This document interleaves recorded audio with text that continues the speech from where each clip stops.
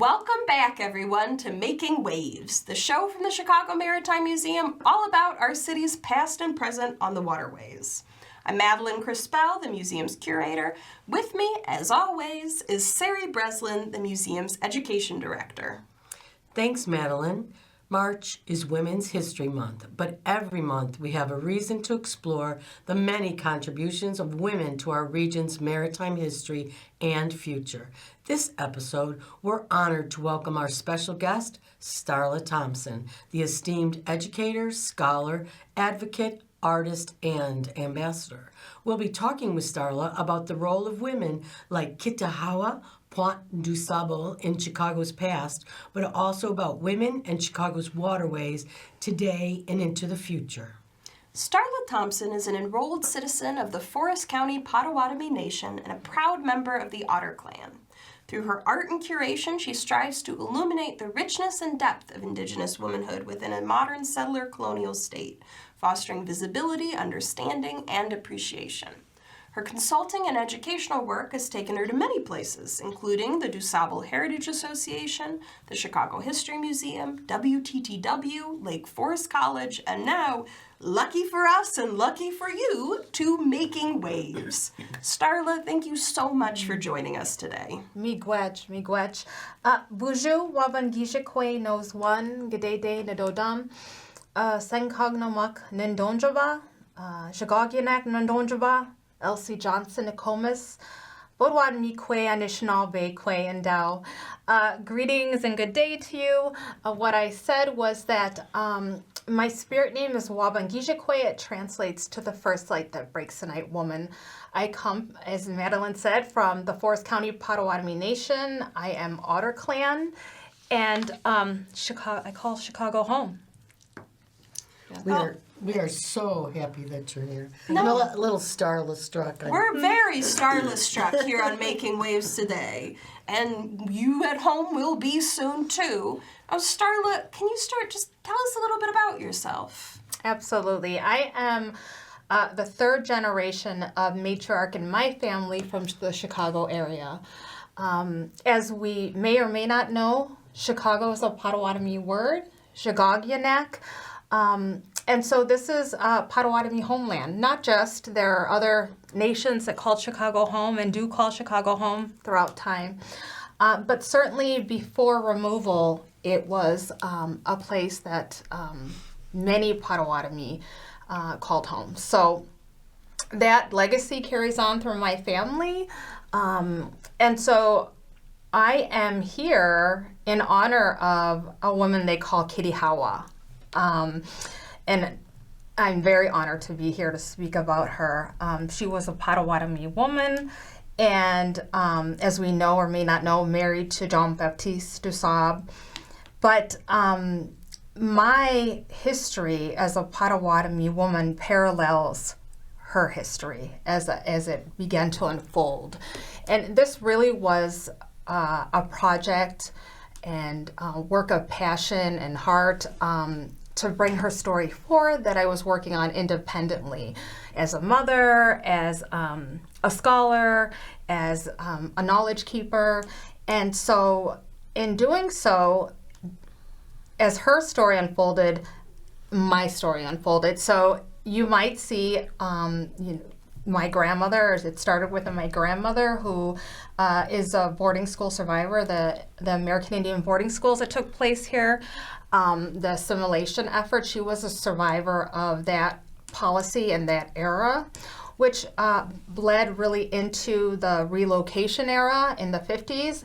And so that brought my grandmother here to Chicago, which my mother was born in here. She was born here in Chicago. And so there's a photograph of her there in those pictures as well.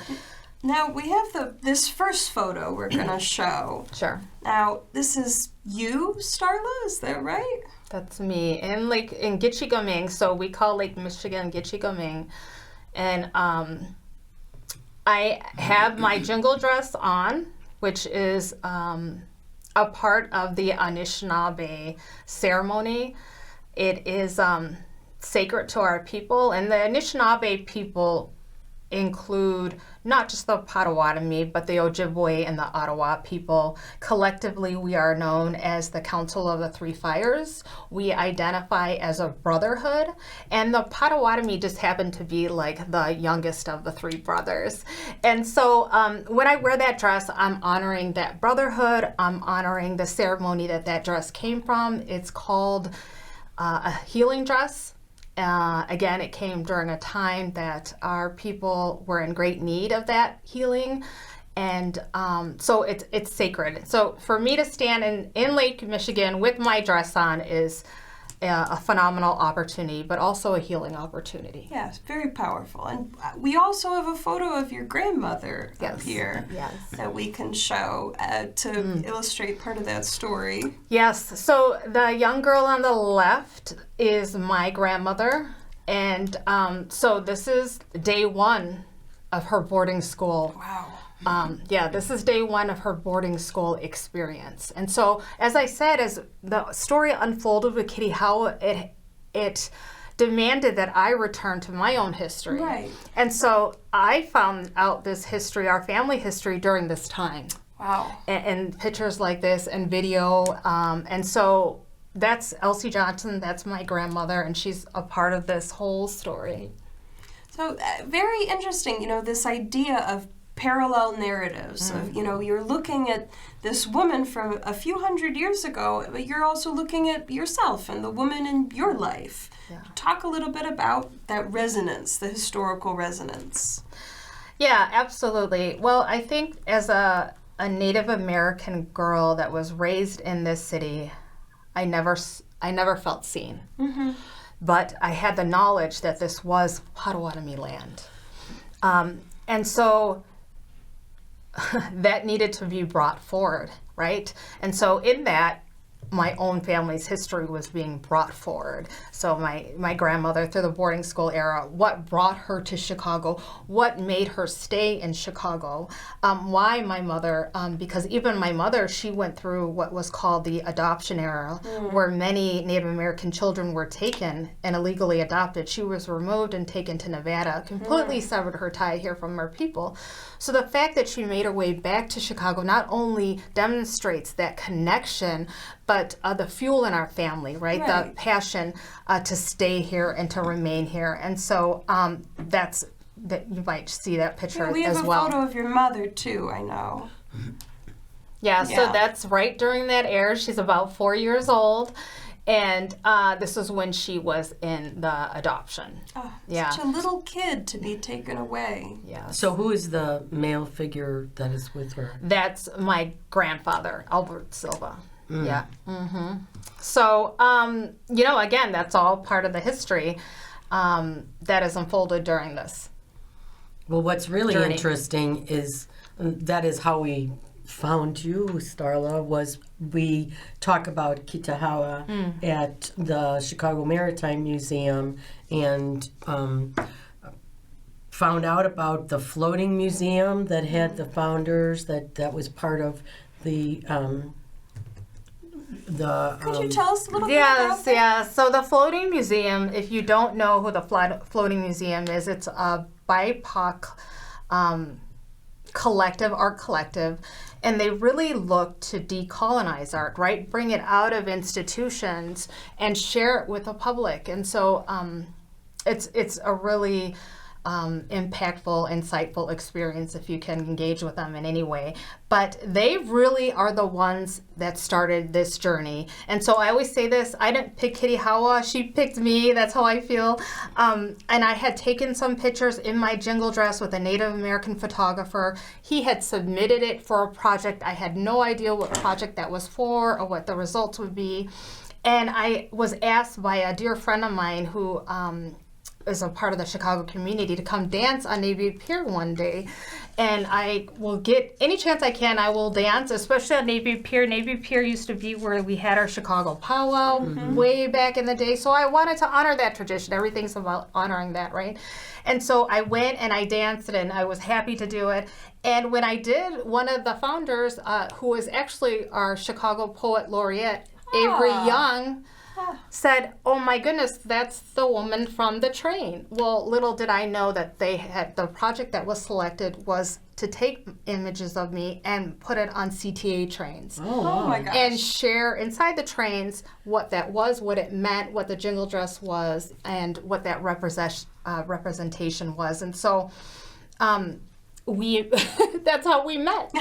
And they were already unpacking the story of Kitihawa. Avery was.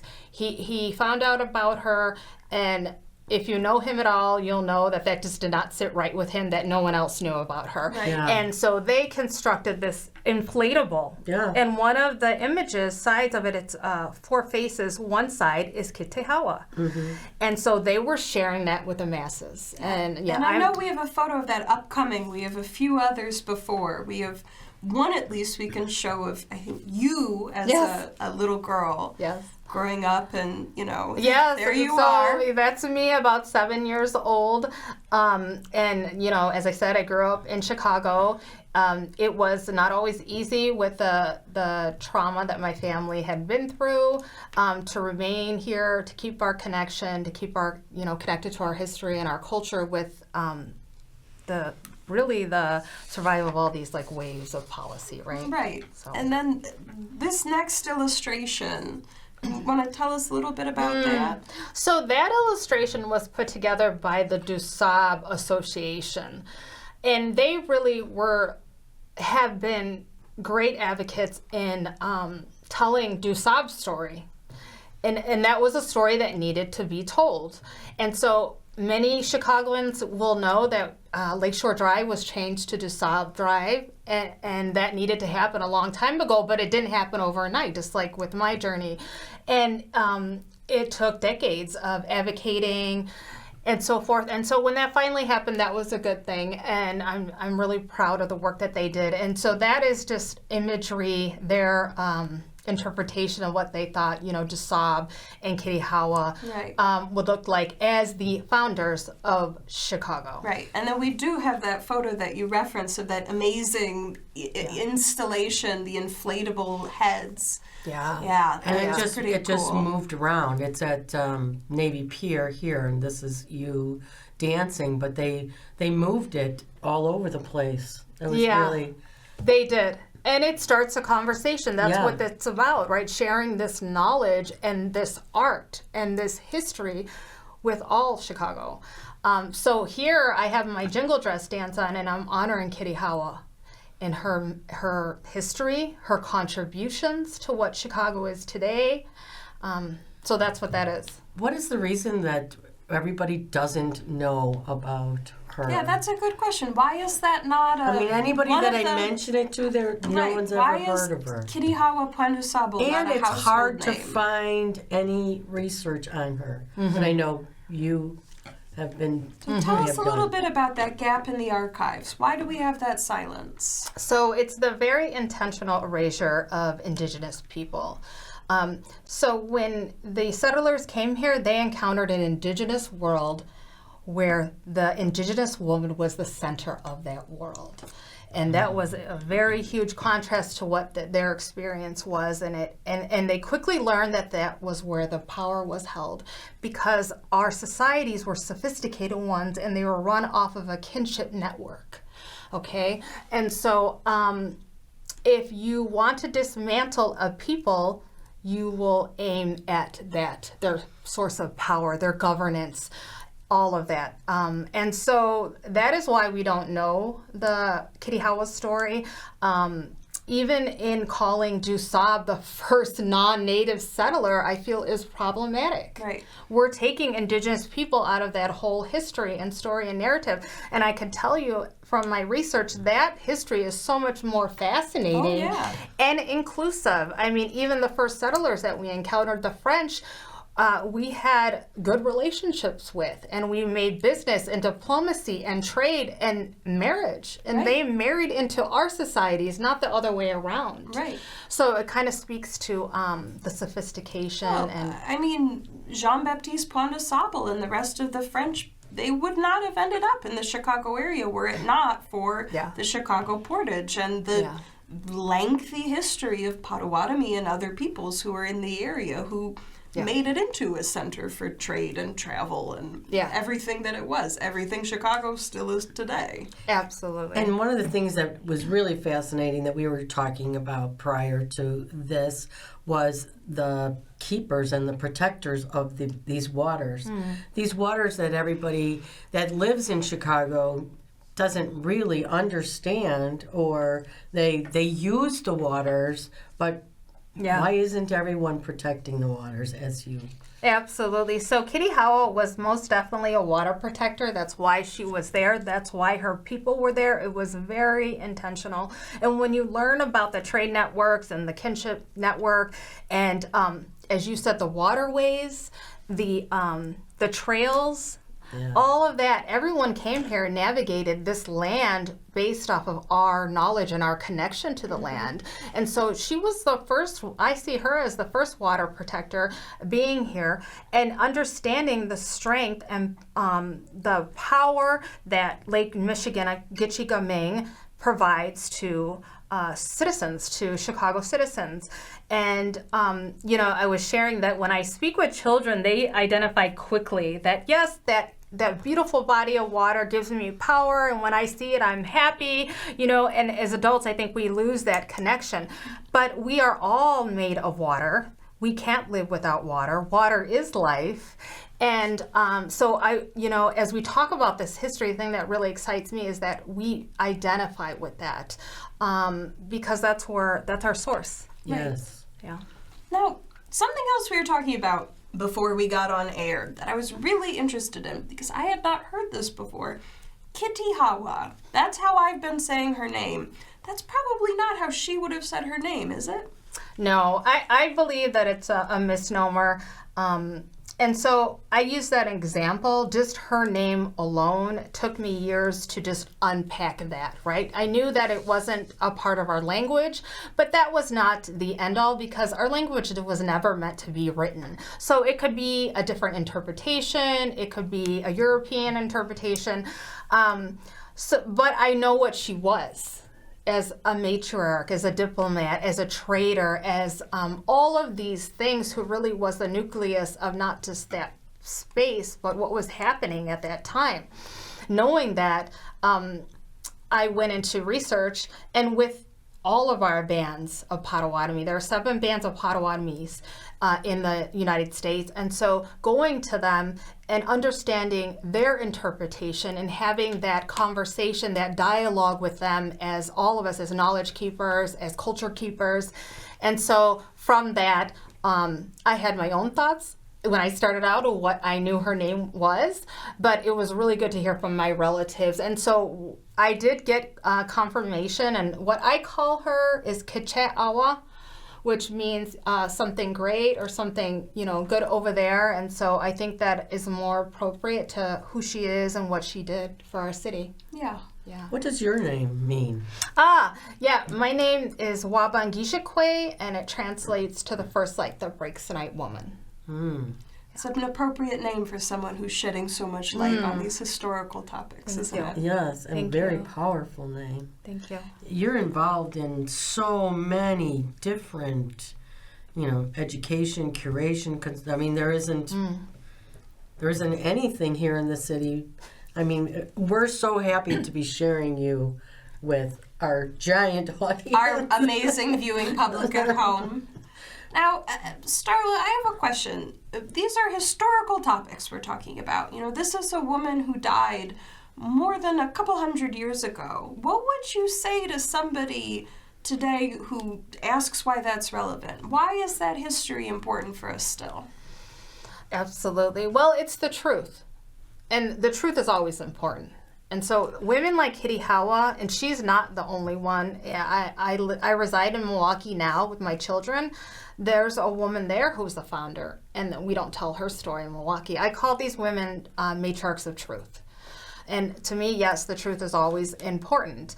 And it is more of who we are as Chicagoans anyhow, right? And so it also goes forward, it comes, full circle, because we continue with our erasure of Indigenous people. And so I work with the Department of Justice with the missing and murdered Indigenous peoples epidemic. And I do research and data to find solutions to that epidemic. And the only reason that epidemic is at that level of urgency is because of the erasure of Indigenous people and women. And so this is unraveling present day, and it shows up all the time. Now, we've talked a little bit about some of the research you've done. Now, in order to learn more about a woman like Kitihawa, to learn more about this period, you can't just go into the archive, right? Can you talk a little bit about what are some of the historical methods? How are you accessing this history? Absolutely. Well, the story is coming from her kin. And it's coming from how we live as Indigenous people. That has not changed. Even my own tribe, we are, as I said, one of 7 bands.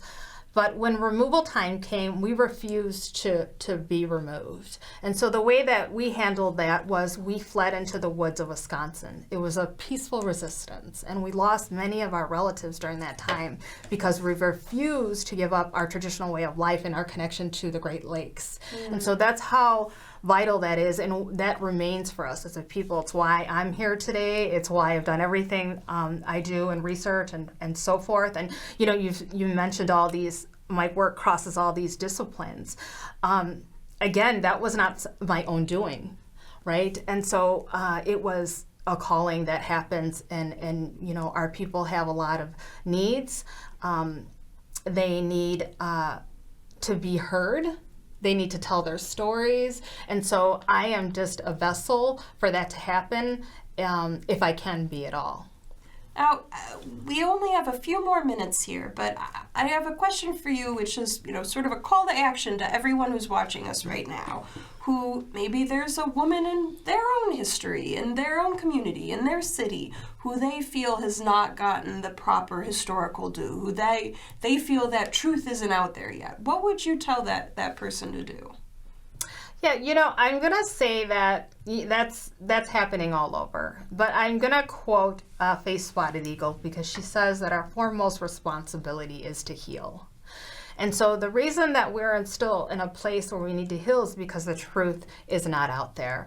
And so we're not even starting with the very fundamentals. And so I would say, yes, that's definitely a good endeavor. It needs to happen, but we need to make sure that, that this truth is coming out, that we're all healing collectively, right? And that we connect to land, because I think that's when healing happens, is when we connect. We were all land-connected people at one point. And so I think that's integral to our healing.